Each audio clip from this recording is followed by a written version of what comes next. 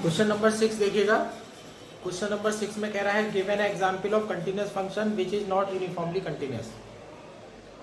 एक ऐसा एग्जाम्पल देना है जो एक फंक्शन इस प्रकार से होना चाहिए कि वो कंटिन्यूस तो हो लेकिन यूनिफॉर्मली कंटिन्यूस ना हो।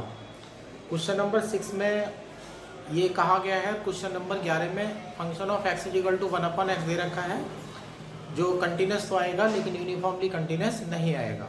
तो 6 और 11 जो है वो एक ही क्वेश्चन हो जाते हैं क्योंकि एग्जाम्पल देने के लिए कहा है। तो क्वेश्चन नंबर 6 करने के लिए क्वेश्चन नंबर 11 का ही एग्जाम्पल दे देते हैं। तो इसलिए मैंने लिख दिया है 6 एंड 11। ये है f(x) is equal to 1/x, x belongs to open interval 0, 1। अब बात करते हैं यूनिफॉर्म कंटिन्यूटी की। पहले कंटिन्यूस फंक्शन की बारे में बात करते हैं। 1/x से देखिए आप 0 से तो बच चुके हैं। Let x is equal to c मान लीजिएगा, belongs to open interval 0, 1। तो यहाँ पर function of c is equal to 1/c हो जाएगा। Limit x tends to c f(x) is equal to limit x tends to c 1/x is equal to 1/c हो जाएगा। तो यहाँ से आ जाता है हमारा limit x tends to c f(x) is equal to fc। This to implies f(x) is continuous at x is equal to c belongs to open interval 0, 1। सी इस interval का कोई भी पॉइंट हो सकता है तो आपका फंक्शन पूरे इंटरवल में कंटिन्यूस है। इसमें f(x) is continuous on open interval 0, 1। इस प्रकार से सिद्ध हो जाता है कि हमारा फंक्शन जो है वो ओपन इंटरवल में कंटिन्यूस है। अब बात करते हैं यूनिफॉर्म कंटिन्यूटी की। पॉइंट ले लेते हैं, इसी इंटरवल के अंदर से पॉइंट आने चाहिए। Let x1 is equal to 1/n, x2 is equal to 1/n plus 1 belongs to open interval 0, 1। अब यहाँ से देख लीजिएगा mod f(x1) minus f(x2) is equal to mod 1/x1 minus 1/x2 is equal to mod 1/n minus 1/n plus 1। n हमारा natural number है, यहाँ भी लिख देता हूँ where n belongs to n। ये हो जाएगा 1/n इंटू n प्लस 1। अब यहाँ पर जो है एप्सिलॉन से छोटी वैल्यू लानी है, नॉट यूनिफॉर्मली कंटिन्यूस है, मतलब डेल्टा से बड़ी वैल्यू लानी है। अब यहाँ से ऐसे कर देते हैं n प्लस 1 है, n नेचुरल नंबर है।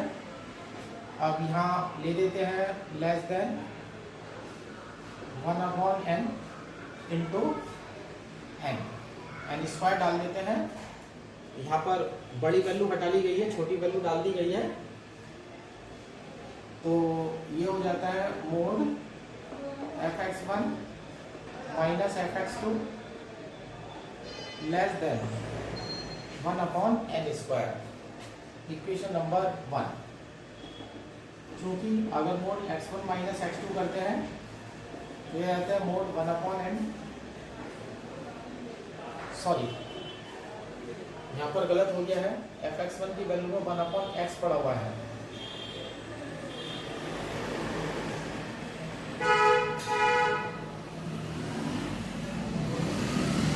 मोड n माइनस 1, n से n कट जाएगा और वैल्यू आ जाती है 1। बस गलत हो गया है, ऐड कर लेते हैं एप्सिलॉन इज इक्वल टू 1/2। इसको implies mod f(x1) minus f(x2) less than epsilon. Equation 1 ये तो ट्रू हो चुका है। अब दूसरी कंडीशन में देखते हैं, चूंकि mod x1 minus x2 mod 1/n minus 1/n plus 1 is equal to 1/n into n plus 1। ये लेस देन हो जाता है 1/n इंटू n। तो mod x1 minus x2 less than 1/n square. अब कंडीशन बना देते हैं for delta greater than 0 there exists n belongs to capital N such that 1 upon n square less than delta और n square greater than 1 upon delta और n greater than 1 upon under root delta. तो delta की कोई भी positive value अगर लेंगे आप तो 1 अपॉन अंडर रूट डेल्टा से बड़ा कोई ना कोई नंबर आपको जरूर मिल जाएगा। तो ये देख लीजिएगा, यहाँ देख लीजिएगा, तो यहाँ से हो जाता है mode x1 minus x2 less than delta equation 2 by equation 1 and 2 mode fx1 minus fx2 less than epsilon for mode x1 minus x2। यहाँ एप्सिलॉन की वैल्यू 1 अपॉन 2 ली है तो यहाँ ग्रेटर देन आएगा, greater than less than delta. Definition concept हो चुकी है। इसको implies fx is not uniformly continuous on open interval 0,1। Function जो है आपका यूनिफॉर्मली कंटिन्यूस नहीं है। अब बात करते हैं क्वेश्चन नंबर 7 की। ये बीएससी पार्ट 1 का क्वेश्चन है। Discuss the continuity of fx is equal to greatest integer function minus x और at x is equal to 0 पर कंटिन्यूटी डिस्कस करनी है। ग्रेटेस्ट इंटीजर फंक्शन का डिफरेंस है continuity at x is equal to 0। f0 is equal to greatest integer function 0 minus 0 0 minus 0 is equal to 0। ये greatest integer function हमारे पास है। अब यहाँ लेते हैं function of 0 minus H is equal to limit x tends to 0 function of 0 minus H limit x tends to 0 और यहाँ greatest integer function में माइनस एच हो जाता है और यहाँ माइनस माइनस प्लस एच हो जाता है। Limit x tends to 0 greatest integer function है। थोड़ी देर के लिए h की वैल्यू 0.1 समझ लीजिएगा, है ना। तो ग्रेटेस्ट इंटीजर फंक्शन में जो आंसर बनता है वो पीछे वाला इंटीजर बनता है। अगर आप यहाँ माइनस का 0.1 पढ़ेंगे तो इससे पीछे नंबर आएगा माइनस का 1। ये -1 आ जाएगा, यहाँ 0.1 पढ़ेंगे तो वैल्यू आ जाएगी 0। यहाँ पर माइनस का 1 आ गया है। जब आप 0 प्लस एच करेंगे तो ये हो जाता है limit H tends to 0 0 plus H limit H tends to 0 greatest integer function h minus greatest integer function minus h। अब h की वैल्यू आप समझ लीजिएगा थोड़ी देर के लिए कि 0.1 है तो यहाँ पर 0.1 रखेंगे तो पीछे वाला इंटीजर आंसर 0 देगा, यहाँ 0 आ जाएगा। और यहाँ पर आप माइनस का 0.1 रखेंगे, माइनस का 0.1 तो माइनस 0.1 से पीछे जो इंटीजर पड़ेगा वो माइनस का 1 पड़ेगा तो माइनस माइनस प्लस का 1 आ जाएगा तो वैल्यू आ जाएगी 1। देखिएगा तीनों अलग अलग आ चुके हैं। f0 not equal to f0 minus 0 is not equal to f0 plus 0। fx is not continuous at x equal to 0। Function जो है x इक्वल टू 0 पर कंटिन्यूअस नहीं है। 8वां क्वेश्चन करना नहीं है।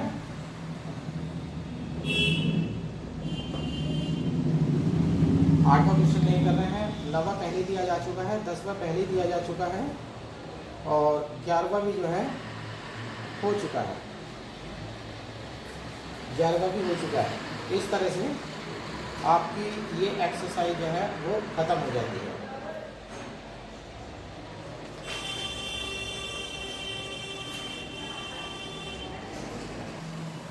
अब नेक्स्ट टॉपिक है article 7.15 meaning of sine of derivative. कि डेरिवेटिव का साइन अगर पॉजिटिव होता है और निगेटिव होता है तो किस तरह से होता है। ये वही है बीएससी पार्ट 1 की तरह से। अगर डिफरेंशिएशन पॉजिटिव रिजल्ट दे रहा है तो वो अपने नेबरहुड में इंक्रीजिंग होता है और डिफरेंशिएशन अगर निगेटिव रिजल्ट दे रहा है तो वो अपने नेबरहुड में जो है डिक्रीजिंग फंक्शन होता है। अब इसको थोड़ा सा कर लेते हैं। Let fx is differentiable at x is equal to c, then f dash c equal to हो जाएगा limit x tends to c f x minus F C upon x minus c. ये फर्स्ट डेरिवेटिव की definition हमने लगा दी है। ये let F x is differentiable at x is equal to C and ये भी लगा दीजिएगा।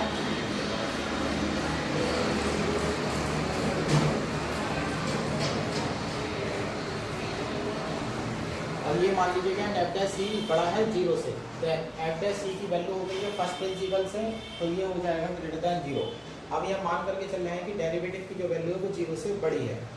अब यहाँ पर लिमिट की डेफिनेशन बन चुकी है, एफ डैश सी लिमिट के बराबर है, तो लिमिट की डेफिनेशन एप्सिलॉन और डेल्टा वाली लगा देते हैं। फॉर गिवन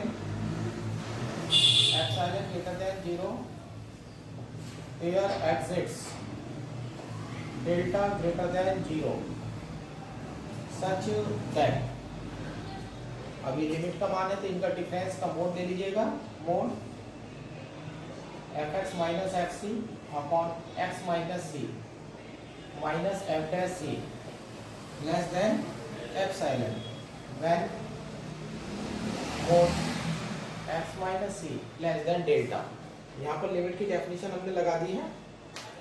अब यहाँ से हो जाएगा इस टू इम्प्लाइज, यहाँ से हो जाएगा F dash C minus epsilon less than F x minus F C upon x minus C less than F dash C plus epsilon when C minus delta less than X less than C plus delta. यहाँ से हमने condition जो है apply कर दी है। अब f dash c की जो वैल्यू है वो 0 से बड़ी है, एफ डैश सी की वैल्यू 0 से बड़ी है क्योंकि एफ डैश सी 0 से बड़ा है, एप्सिलॉन जो है वो पॉजिटिव है, और यहाँ एफ डैश सी की वैल्यू ये पड़ी हुई है, तो एफ डैश सी अगर 0 से बड़ा लेते हैं तो यहाँ से जो या तो ये पॉजिटिव तब आएगा, या तो पॉजिटिव अपॉन पॉजिटिव हो या फिर निगेटिव अपॉन निगेटिव हो, तो दो कंडीशन यहाँ से आ जाएंगी। यहाँ से दो कंडीशन आ जाती है हमारे पास।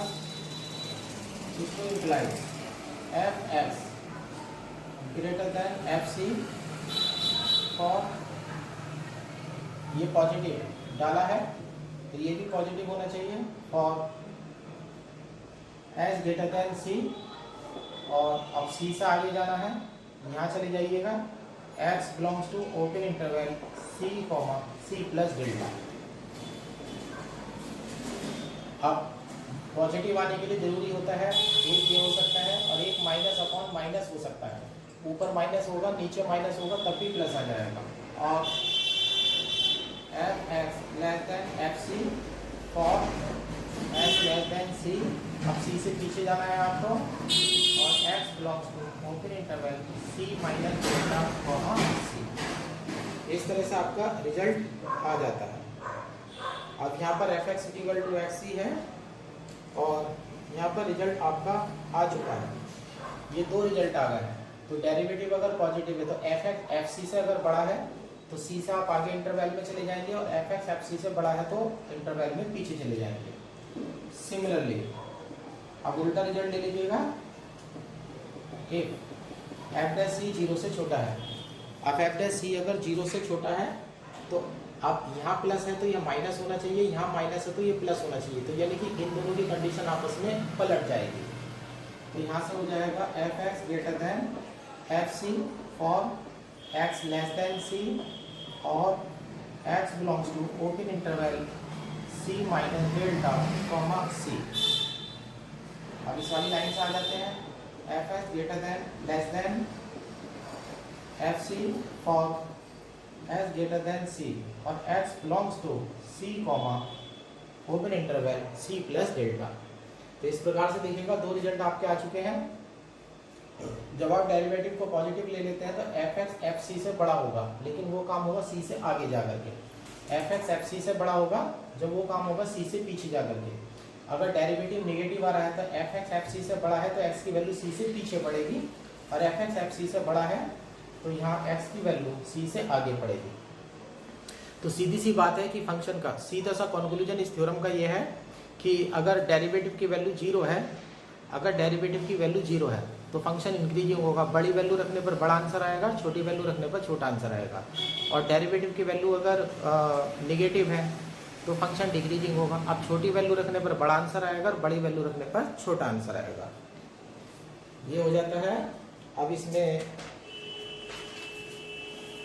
ये है 7.16, ये डार्बैक्स थ्योरम है। ये बीएससी पार्ट में भी थी। वो कहते हैं if a function is differentiable derivable in a close interval a, b and f dash a, f dash b are of opposite sign, then there exists at least one point c of open interval a, b such that f dash is equal to 0। Statement मैं लिख देता हूँ। f x is differentiable in closed interval a, b and f dash a, f dash b are of opposite sign, then there exists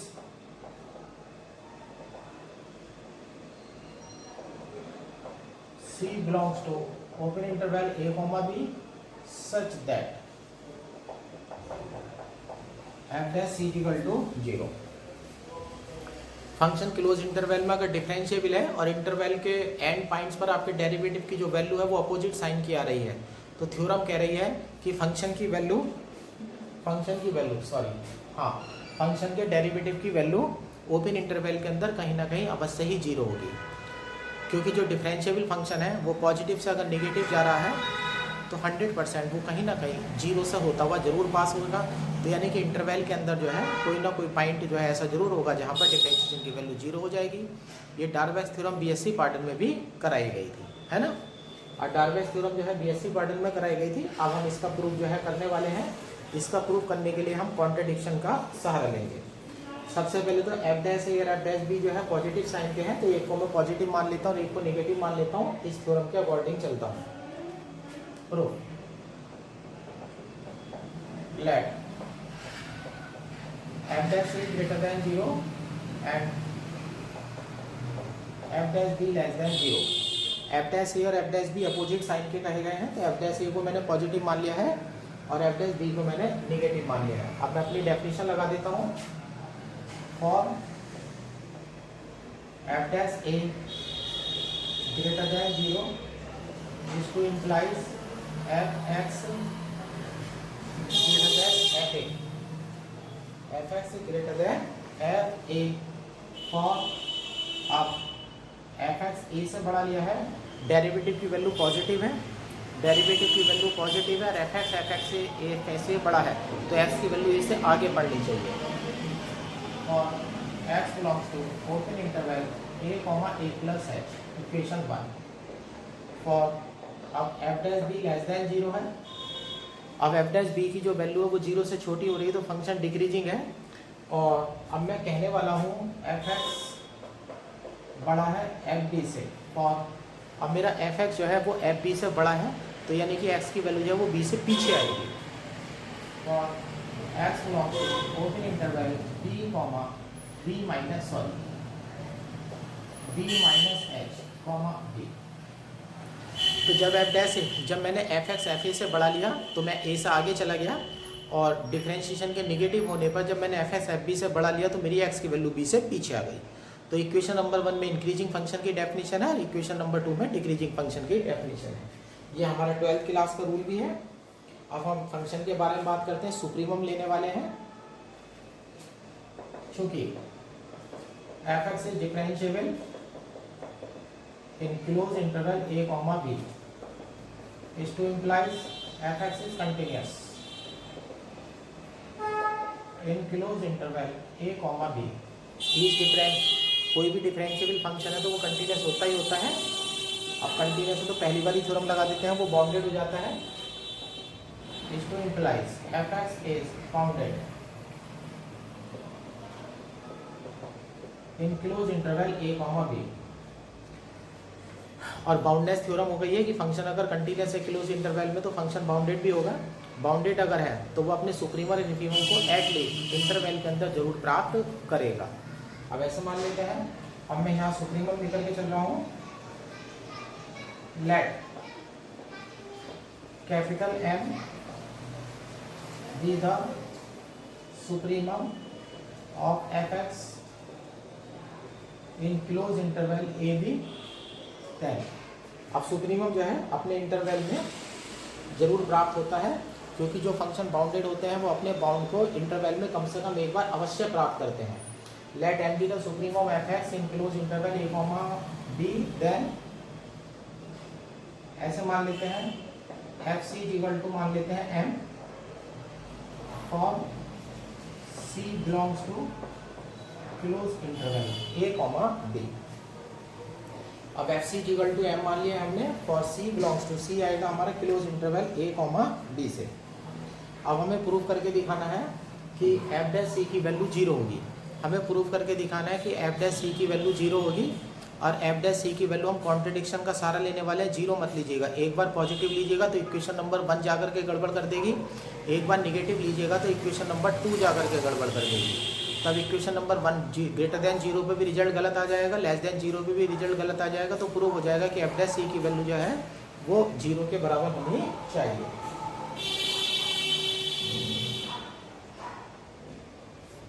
अब यहाँ से देखिएगा equation number 1 में देखिएगा f C equal to M है।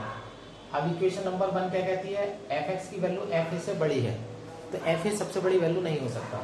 इक्वेशन नंबर 2 में देखिएगा F x F B से भी बड़ा है, यानी कि एफ ए से बड़ी वैल्यू भी आपके पास मौजूद है, एफ बी से बड़ी वैल्यू भी आपके पास मौजूद है। और जबकि सुप्रीमम आपका क्या है, कैपिटल एम है, सुप्रीमम सबसे बड़ी वैल्यू है, तो ना तो ये एफ ए हो सकता ना ये एफ बी हो सकता। अब ये ऐसे लिख देते हैं by equation 1 and 2, by equation 1 and 2 supremum will not be f a and f b. क्योंकि इक्वेशन नंबर 1 और 2 कह रही है कि एफ एक्स की वैल्यू एफ ए से भी बड़ी है और एफ बी से भी बड़ी है, जबकि सुप्रीमम सबसे बड़ा होता है। तो हमने लिख दिया इक्वेशन नंबर 1 और 2 ये कह रही है कि एफ ए और एफ बी में से कोई भी सुप्रीमम नहीं हो सकता। तो यानी कि सी वाला जो पॉइंट है ना तो वो ए रखने से आ सकता ना बी रखने से आ सकता, तो आप ओपन इंटरवल में चले जाते हैं। So f C equal to m for x belongs to sorry for C belongs to open interval A comma B. अब दो कंडीशन पर विचार करते हैं। First point f dash c greater than 0। अब f dash c greater than 0 आ रहा है तो इक्वेशन नंबर 1 से आ जाइएगा by equation 1 f x greater than F C for x belongs to open interval C comma C plus h. This to implies F x greater than F c की value m for x belongs to open interval C comma C plus h. अब open interval में जब आप जाते हैं तो f x की value supremum से बड़ी आ रही है, लेकिन सुप्रीमम सबसे बड़ी वैल्यू होता है, फंक्शन इससे बड़ी वैल्यू प्राप्त नहीं कर सकता। तो ये डेफिनेशन का उल्लंघन हो चुका है।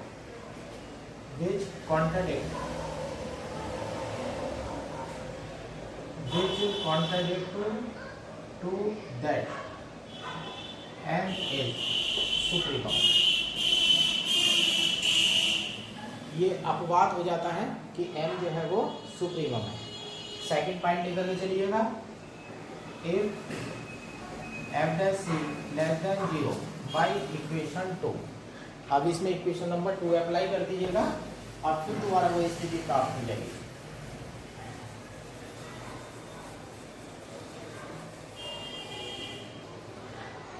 ये फिर वो स्थिति प्राप्त हो जाएगी बाई इक्वेशन 2 से f x greater than F c और x belongs to open interval c minus h comma c. इसको implies f s greater than m for x belongs to open interval c minus h comma c. फिर दोबारा definition गलत हो रही है, function की value supremum से भी बड़ी आ रही है जो कि पॉसिबल नहीं है। Which contradict to that M a supreme. अब हमने दोनों संभावना तलाशी, एफ डैश सी 0 से बढ़ा लिया तो अभी डेफिनेशन गलत हो गई सुप्रीमम की, और एफ डैश सी 0 से छोटा हुआ तो अभी डेफिनेशन सुप्रीमम की गलत हो गई। तो इसका मतलब सीधी सी बात है कि दोनों बातें गलत हैं। तो सही बात होगी कि एफ डैश सी जो है वो 0 होना चाहिए, और सी देख लीजिएगा belongs to open interval A comma b. Then F dash c equal to 0 where c belongs to open interval A comma b. इस प्रकार से जो है हमारी थ्योरम जो है प्रूव हो जाती है।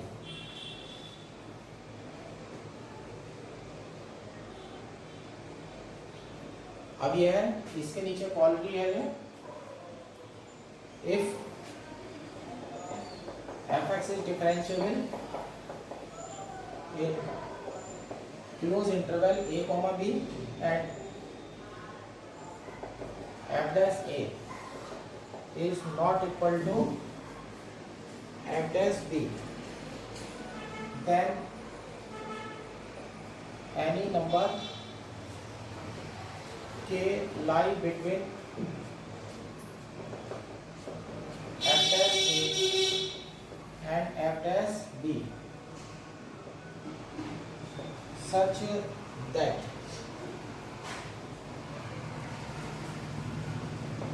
f dash is equal to K for C belongs to open interval A comma B। ये क्वालिटी कुछ नहीं है, ये ऊपर वाली थ्योरम का ही रिजल्ट है।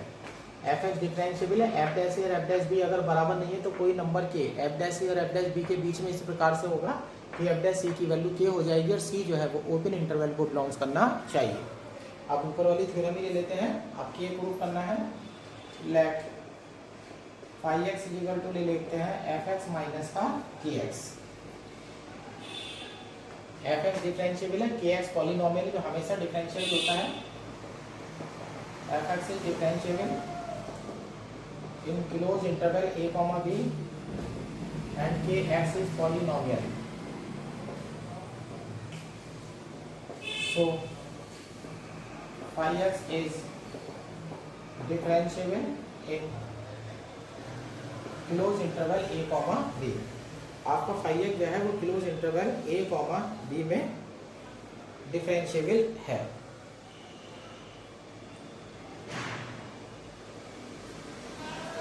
जब फंक्शन है आपकी है, अब यहाँ से अगर फाई डैश ए करेंगे तो एफ डैश ए माइनस ए आ जाएगा, और फाई डैश बी करेंगे तो एफ डैश बी माइनस के आ जाएगा। यहाँ से जब आप डिफरेंशिएट करके एल बी रखेंगे, अब के की वैल्यू है दोनों के बीच में है, क्योंकि k lie between f dash a and f dash b. अब के की वैल्यू एफ डैश ए और एफ डैश बी के बीच में पड़ गई है, तो एक से वो छोटी होगी और एक से वो बड़ी होगी। तो अगर ये प्लस है तो ये माइनस हो जाएगा, और ये माइनस है तो ये प्लस हो जाएगा। इसको implies phi dash a comma phi dash b are of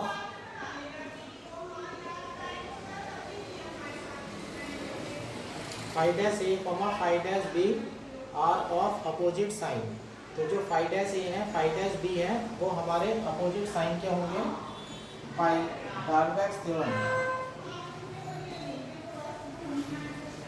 bye Darboux's theorem f dash c equal to 0 for C belongs to open interval A comma b. Phi dash c की value डाल दें यहाँ से, इसको implies f dash C minus k equal to 0 फॉर C belongs to open interval A comma B. इसको implies f dash is equal to K for C belongs to open interval A comma B। इस प्रकार से हमारी theorem जो है वो prove हो जाती है। अभी यहाँ पर मैंने BSc पार्ट 1 की रॉलिस थ्योरम लिख दी है। ये जो टॉपिक चल रहे हैं जितने भी यूनिफॉर्म कंटिन्यूटी को छोड़ करके इस चैप्टर में वो बीएससी पार्ट 1 से है, तो वो कभी भी क्वेश्चन जो है बीएससी पार्ट 1 से उठा करके भी दे सकता है। अब रॉले थ्योरम जो है 2017 में 10 नंबर का पहला लॉन्ग क्वेश्चन बनाया था इसने बीएससी पार्ट 1 से। तो यहाँ बीएससी फाइनल में रॉले थ्योरम नहीं है, लेकिन फिर भी जो है उसने क्वेश्चन बना दिया था। तो अपनी सेफ्टी के लिए फिर भी हम इसे एक बार दोबारा सीख लेते हैं। रॉले थ्योरम का स्टेटमेंट है, let f be a function such that f(x) is continuous in close interval a, b। Close interval a, b में कंटिन्यूअस है। f(x) is differentiable in open interval a, b। Open interval में differentiable है और f is equal to f b है। तीसरी condition है f is equal to f b।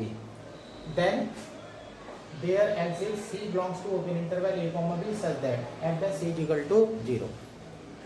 तो रॉले theorem ये कहती है कि अगर मेरी तीनों कंडीशन सेटिस्फाई हो जाती हैं तो फंक्शन के डिफरेंशिएशन की वैल्यू ओपन इंटरवल में कम से कम कहीं ना कहीं एक बार 0 अवश्य होती है। अब इसका प्रूफ कर लेते हैं। अब प्रूफ करने के लिए क्या कहते हैं, कंटिन्यूटी की डेफिनेशन का यूज करते हैं। f(x) is continuous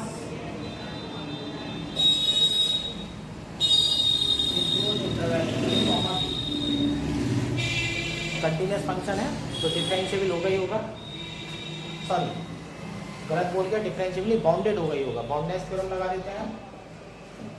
This implies f(x) is bounded in closed interval a, b। Function bounded हो चुका है तो अपना सुप्रीमम भी और इन्फीमम भी इंटरवल में एटलीस्ट 1 जो है वो प्राप्त करेगा। Let capital M, small m be supremum and infimum of f(x)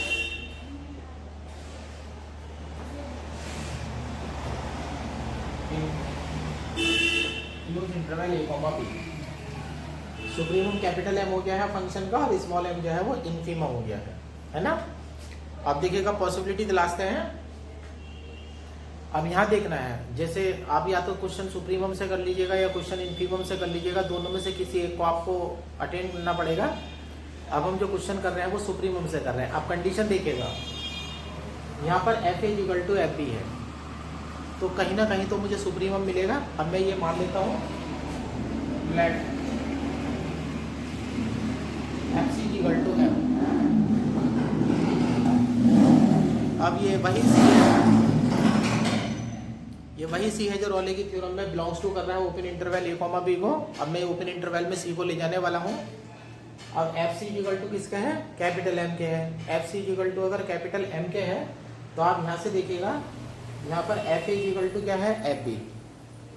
अगर f(c)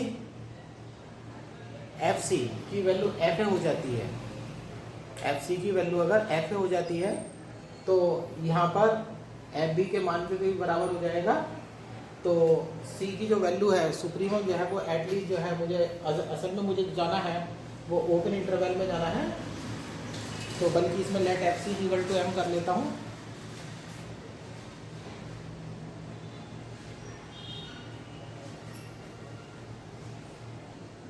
बल्कि इसमें ऐसे करते हैं, सुप्रीमम हमारी सबसे बड़ी वैल्यू है, इन्फीमम जो है हमारी सबसे छोटी वैल्यू है। तो अब हम लेते हैं for capital M is not equal to small m। Supremum infimum दोनों अलग अलग वैल्यू है, क्योंकि अगर दोनों वैल्यू इक्वल हो जाएंगी तो कांस्टेंट फंक्शन बन जाएगा। अगर कांस्टेंट फंक्शन तो हमेशा 0 होता है। तो पहले चलो वही केस लेते हैं। If capital M is equal to small m, जो फंक्शन की सबसे बड़ी वैल्यू आ रही है सुप्रीमम और जो सबसे छोटी वैल्यू आ रही है इन्फीमम, दोनों आपस में बराबर हैं, तो इसका मतलब फंक्शन कांस्टेंट है। If capital M is equal to small m is to implies f(x) is constant function. Constant function in close interval a, b is to implies f' is equal to 0 for every value x belongs to close interval a, b। अगर constant function है तो differentiate करके value 0 आएगी, हर point पर value 0 आ जाएगी। तो इस case में जो है रिजल्ट वेरीफाई हो जाता है, थ्योरम इज वेरीफाइड।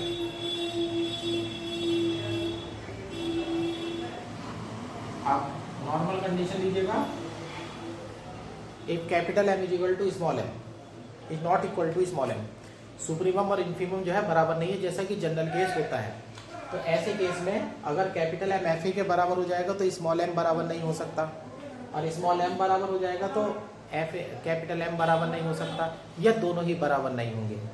तो यहाँ पर आइदर कैपिटल एम और स्मॉल एम एफ ए और एफ बी की जो इक्वल वैल्यू उनके बराबर होंगे, या तो दोनों ही बराबर नहीं होंगे, या इनमें से कोई सा एक बराबर हो जाएगा, यानी कि कम से कम एक को जो है डिफरेंट होना पड़ेगा। इस to implies either capital M और स्मॉल एम और both are different from equal value f a equal to f b. या तो कैपिटल एम या स्मॉल एम या दोनों ही जो है equal value f a equal to f b के बराबर नहीं हो सकते। सपोज कर लेते हैं, let f C equal to M is not equal to f a equal to f B.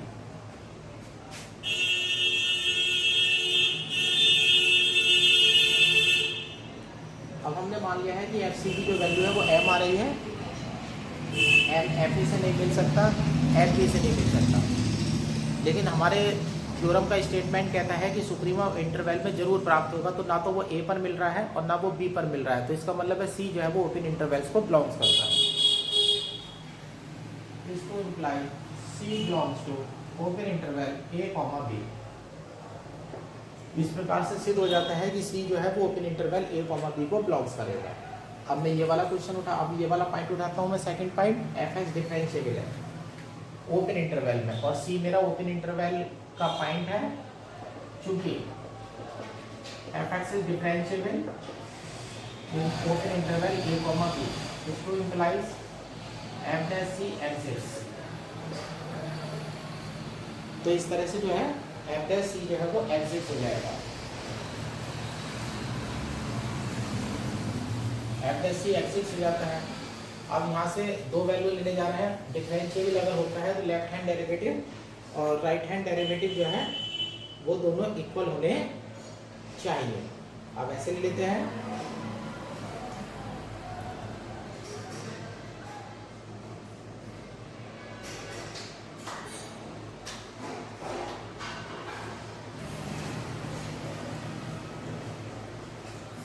LFC limit h tends to 0 function of c minus h minus fc upon minus h। अब fc की value इस capital M है, तो ये हो जाता है limit h tends to 0 function of c minus h minus m upon minus h, और आर एफ डैश सी हो जाता है limit H tends to 0 f c plus h minus F C upon h is equal to limit H tends to 0 function of c plus h minus M upon h. अब capital M supremum है तो function की value इससे बड़ी नहीं हो सकती। अब ये लगा देते हैं by definition of supremum, by definition of supremum, fc plus h greater than equal capital M and fc minus h less than equal capital, sorry यहाँ भी less than equal आएगा। अब fc plus h जो है वो भी m से छोटा है, fc minus h जो है वो भी m से छोटा है। अब यहाँ से कंडीशन देखेगा, यहाँ छोटे में से बड़ी वैल्यू घटा रहे हैं आप, यहाँ छोटे में से बड़ी वैल्यू घटा रहे हैं आप, और तो यहाँ पर माइनस आएगा और नीचे भी माइनस है, तो माइनस माइनस यहाँ से प्लस हो जाएगा। Then F dash c greater than equal 0 and, अब यहाँ देख लीजिएगा एफ सी प्लस एच छोटा है और m बड़ी वैल्यू है, तो यहाँ पर माइनस आएगा, लेकिन नीचे प्लस है, माइनस अपॉन प्लस करेंगे तो माइनस आएगा। एंड और f dash C less than equal 0। L f dash C less than greater than equal 0 and R f dash C less than equal 0 है। लेकिन यहाँ पर देखिएगा एफ डैश सी एग्जिट्स है, क्योंकि f dash c exists, so l f dash c is equal to r f dash c is equal to f dash c. अब function c पर differentiable है तो जो लेफ्ट हैंड की derivative की value होगी वो वैल्यू जो राइट हैंड डेरिवेटिव की होगी और वही डेरिवेटिव की वैल्यू हो जाएगी। अब ये ग्रेटर देन इक्वल 0 है, यहाँ लेस देन इक्वल 0 है, जबकि दोनों को बराबर होना चाहिए, तो इसका मतलब दोनों की वैल्यू 0 होनी चाहिए। This implies f dash c is equal to 0 for, अब सी के लिए कंडीशन देख लीजिएगा यहाँ से, for C belongs to open interval A comma B, theorem is verified. इस प्रकार से रॉले थ्योरम का प्रूफ हो जाता है। उसके बाद ये एग्जाम्पल दे रखा है,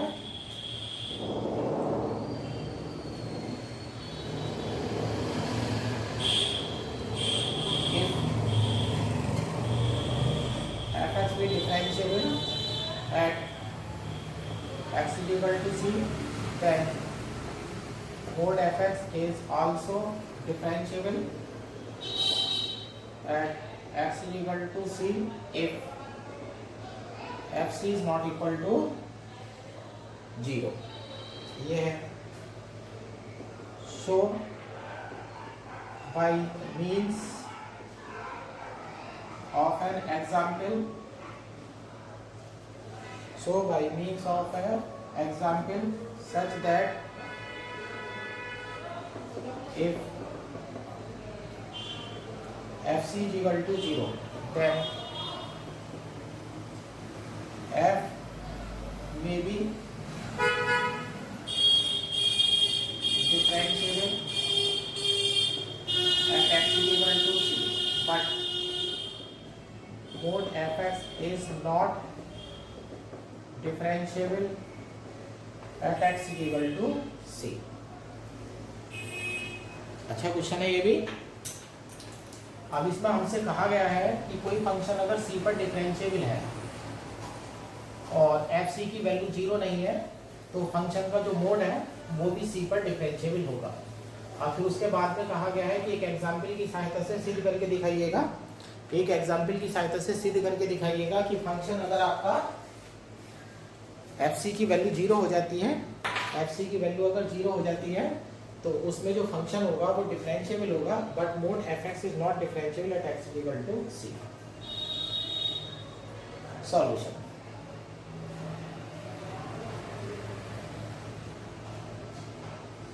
अब ऐसे ले लेते हैं, f x is differentiable at x is equal to c is to implies F x is continuous at x is equal to c. जो डिफरेंशिएबल फंक्शन होते हैं वो कंटिन्यूअस होते हैं, फंक्शन सी पर डिफरेंशिएबल है तो कंटिन्यूअस भी होगा। और for f c not equal to 0, then either f c greater than 0 और एफ सी लेस देन 0। और पहले रूल के अकॉर्डिंग कहा गया है कि एफ सी की वैल्यू 0 नहीं है, एफ सी की वैल्यू अगर 0 नहीं है तो इसका मतलब या तो वो 0 से बड़ा होगा या 0 से छोटा होगा। इफ दोनों कंडीशन को लेकर के चलते हैं, if f c greater than 0,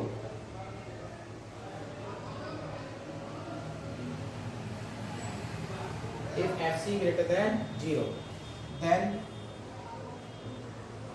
there exists delta 1 greater than 0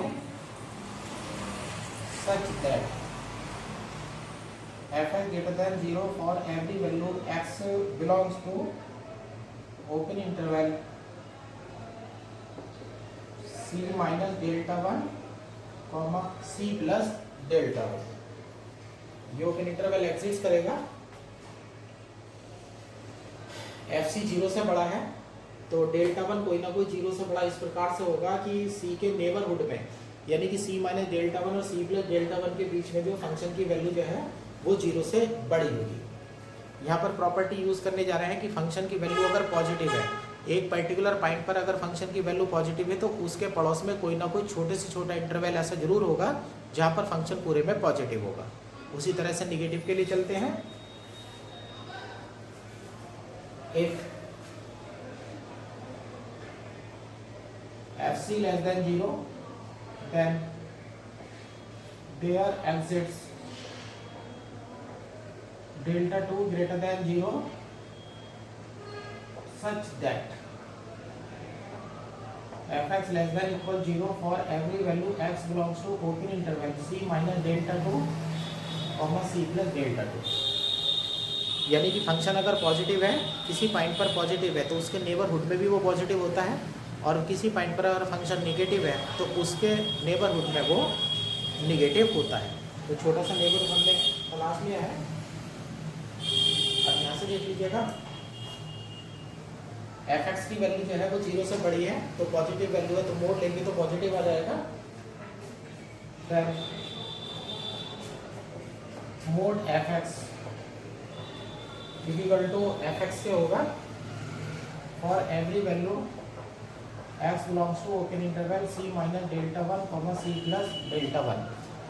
अब इस वाले पॉइंट से देखिए fx की वैल्यू 0 से छोटी है तो मोड पॉजिटिव करता है, तो पॉजिटिव, और ये पहले से ही नेगेटिव है तो आपको एक माइनस और लगाना पड़ेगा। fx इक्वल टू माइनस का fx और every value x belongs to c minus delta 2 comma c plus delta 2। अब यहाँ पर हो गया है, अगर इस इंटरवल में जाते हैं तो मोड fx की वैल्यू fx है, और इस इंटरवल में अगर जाते हैं तो मोड fx की वैल्यू माइनस के fx है। इन्हें इक्वेशन नंबर 1 और 2 डाल देते हैं। Given that fx is differentiable at x equal to c। अब ये भी डिफरेंशिएबल है, अगर फंक्शन डिफरेंशिएबल है तो माइनस लगाने पर भी वो डिफरेंशिएबल ही रहेगा, तो यानी कि मोड जो है डिफरेंशिएबल हो जाता है। By equation 1 and 2, mode fx is also differentiable at x is equal to c। इस प्रकार से थ्योरम सिद्ध हो जाती है कि फंक्शन जो है अगर डिफरेंशिएबल है और फंक्शन की वैल्यू पॉइंट c पर 0 नहीं हो रही है तो उसका मोड जो है वो डिफरेंशिएबल भी हो जाता है। अब एक एग्जाम्पल लेते हैं जो f is equal to 0 का है। Now we prove that if fc is equal to 0 then fx is differentiable at x is equal to c, but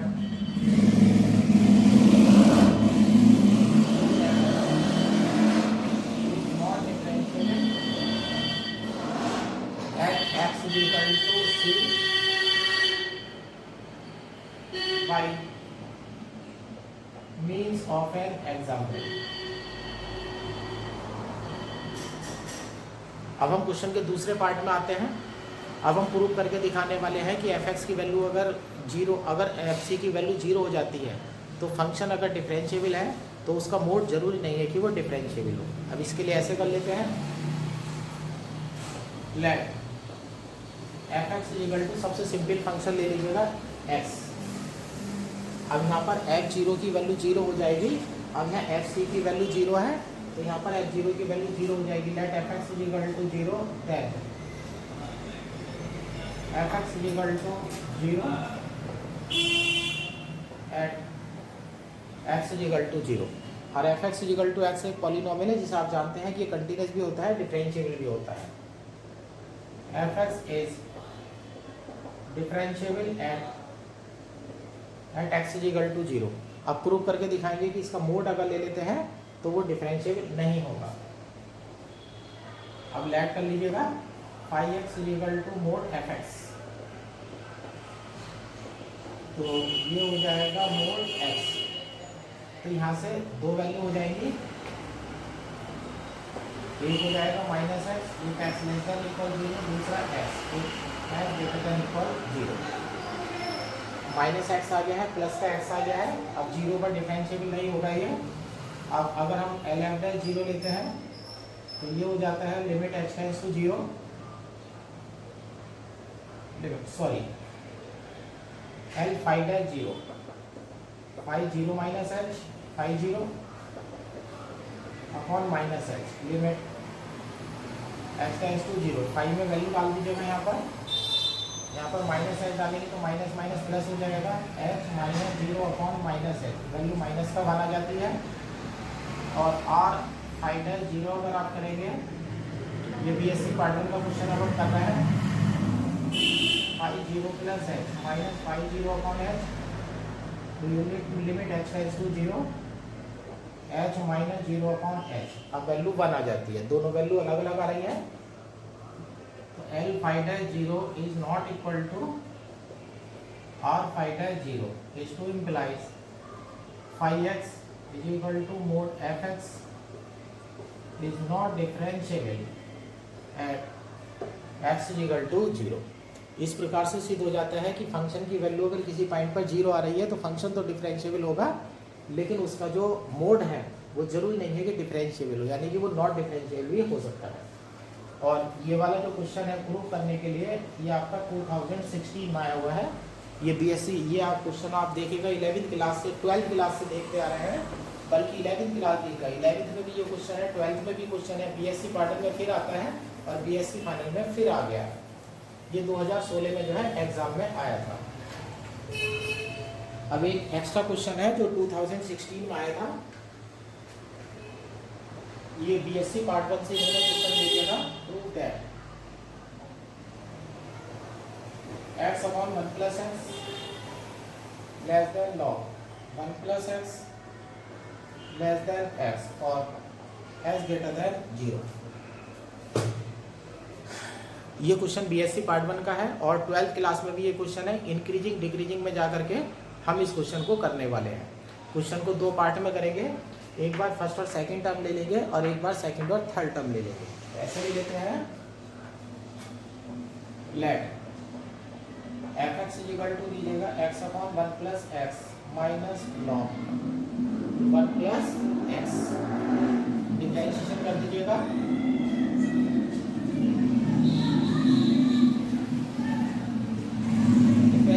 respect to x f dash x, तो ये हो जाएगा 1 upon 1 plus x minus x upon 1 plus x का whole square minus 1 upon 1 plus x, f dash x minus x upon 1 plus x का whole square. अब condition देखिएगा, s greater than zero है, ये पॉजिटिव है, ये पॉजिटिव है, तो यहाँ लग गया है नेगेटिव। दिस तो implies f dash x less than zero for s greater than zero. F dash x की वैल्यू जीरो से छोटी आ रही है एस ग्रेटर देन जीरो के लिए, तो फंक्शन जो है डिक्रीजिंग फंक्शन है। This implies F x is decreasing function for s greater than zero. अब एक्स जीरो से बड़ा है, फंक्शन डिक्रीजिंग है, तो एक्स पर जो है रखने पर एक्स बड़ा है तो एक्स पर छोटी वैल्यू आएगी और जीरो पर बड़ी वैल्यू आएगी।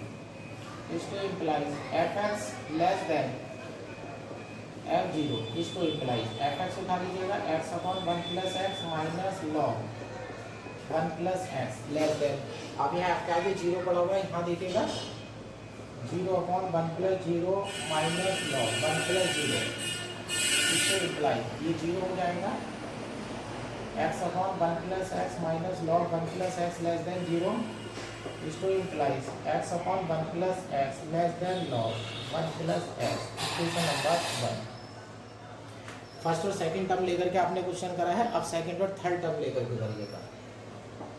लेट अब ले लीजिएगा 5x is equal to log 1 plus x minus x, इसको implies 5 x is equal to 1 upon x plus 1 minus 1, इसको imply 5 x is equal to LCM लेंगे तो minus x upon 1 plus x, देखिएगा फिर वही वैल्यू आ गई, ये लेस देन जीरो हो जाएगा और एस ग्रेटर देन जीरो। इसको imply 5x is decreasing function for H greater than 0। Decreasing function हो चुका है, x 0 से बड़ा है तो x में छोटी वैल्यू आएगी। Is to implies 5x less than 50 for x greater than 0। Is to implies log 1 plus x minus x less than log 1 minus 0 for x greater than 0। Is to implies log 1 plus x less than x for x greater than 0। Equation number 2। अब equation number 1 और 2 को combine कर दीजिएगा, ये बीच की term आ चुकी है। By equation 1 and 2 यहाँ से आपको मिलता है x upon 1 plus x less then log 1 plus x less then x for x greater than 0। Prove. और इस प्रकार से जो एक्स्ट्रा क्वेश्चन है ये प्रूव हो जाता है। तो यानी कि ये समझिएगा, इस चैप्टर में जो क्वेश्चंस हैं या थ्योरम्स हैं वो बीएससी पार्ट 1 से रिलेटेड हैं। तो यूनिफॉर्म कंटिन्यूटी वाला पार्ट अगर छोड़ दिया जाए तो सारी थ्योरम जो है बीएससी पार्ट 1 के हैं। तो बीएससी पार्ट 1 से वो आपको कोई सा भी क्वेश्चन इंक्रीजिंग डिक्रीजिंग का या कंटिन्यूस का आपको दे सकता है। तो ये क्वेश्चन जो है, ये चैप्टर जो है आपको एग्जाम में आराम के साथ एक लॉन्ग क्वेश्चन दिला देता है। और ये चैप्टर हमारा इस प्रकार से खत्म हो जाता है। अब नेक्स्ट वीडियो में अब हम नया चैप्टर पढ़ेंगे जिसका नाम होगा सीक्वेंस।